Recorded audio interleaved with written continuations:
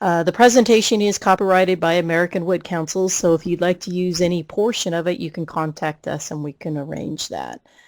We have the descriptions that you all have already received, and then the learning objectives. Learning objectives is, obviously, we're going to talk about wood connections, and we came up with that interesting title, Cornucopia of Classic Connection Conundrums.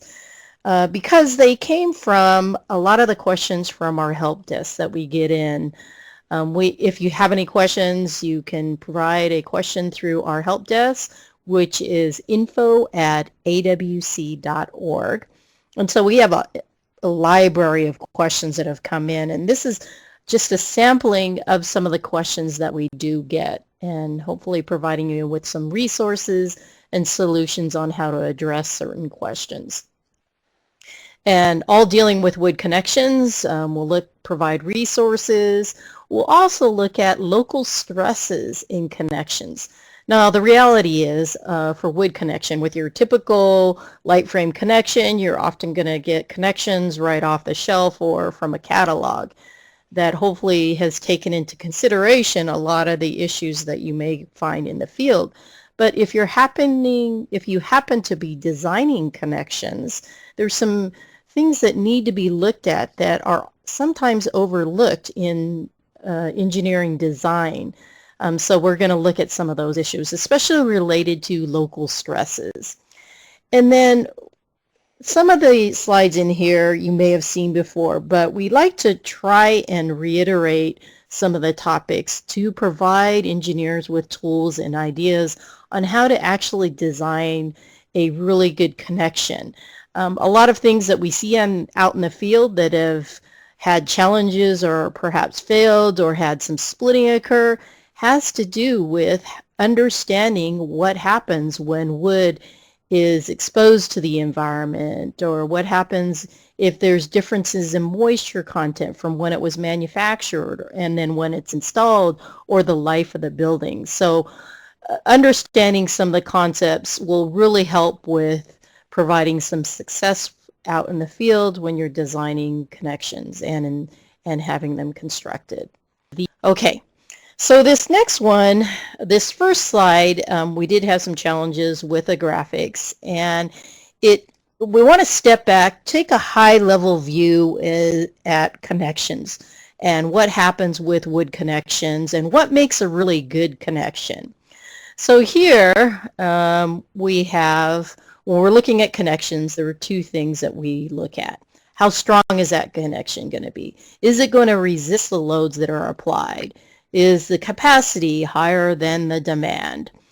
And you could have a very strong connection, but poor ductility. Let me just go through this just to show the graphics. Let me go back. So there's actually, I'm going to draw this with a pencil. There's actually a vertical axis and a horizontal axis that is missing. So on the horizontal axis is displacement. That's how far something moves.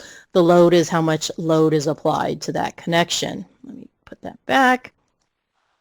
And so when we're looking at a connection, we want a strong connection. It needs to resist the load that's applied.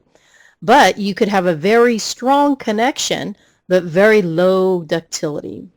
And so the ductility comes into play is when we're resisting, say, lateral loads, especially with earthquake loads. We want that connection to be strong, but we want it to absorb energy. We want it to be a little ductile so that when the connection gets rocked back and forth during an earthquake, it can absorb the energy and resist that load and provide us with the ductility that we need.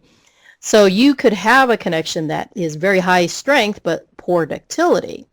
And then on the other spectrum of that is you could have low strength, doesn't have enough capacity, and then good ductility. It'll move with the earthquake or the wind loads or whatever, and it'll absorb energy after it yields.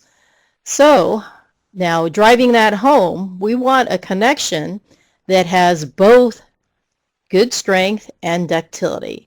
And what is the balance of that we need? So to drive these concepts home, And if you've seen my presentations before, you may have seen these slides, but this is a really good analogy in that you could have a high strength connection that's very strong, but it's very brittle, similar to what you would see in peanut brittle. I mean, if you take peanut brittle, you try and bite on that peanut brittle, you can break a tooth because it's very hard. But then it could all of a sudden fracture and break apart because it's very brittle. Then you could also have very low strength, like taffy, but it can move with a motion or the earthquake. So taffy is not as strong. It can't take as much load, but it can move.